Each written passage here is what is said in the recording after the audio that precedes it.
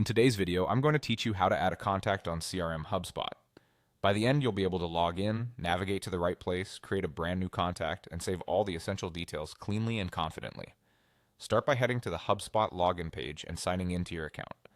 Make sure you're accessing the correct portal if your organization uses more than one. After the login screen loads, select your Google account to authenticate. Choose the profile your team uses for HubSpot and complete any prompts you see.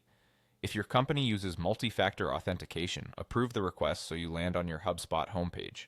Once you're in, look for the main navigation and open the CRM area. This is where all your core records, contacts, companies, deals, and more live.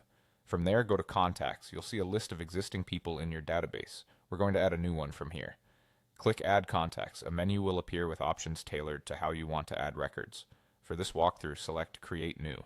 This opens the contact creation panel, where you'll enter the key information. Take a moment to scan the fields so you know what you'll fill out.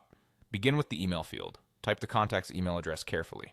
HubSpot uses email as a unique identifier and will flag potential duplicates.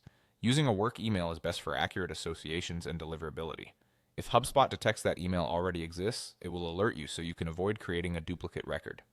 Next, enter the first name. Keep capitalization consistent with your organization's standards to keep your database tidy and professional.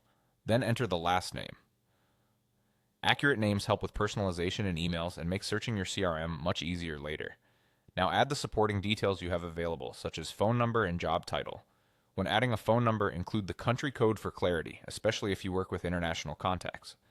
For job title, use the format your team recognizes so reporting stays clean.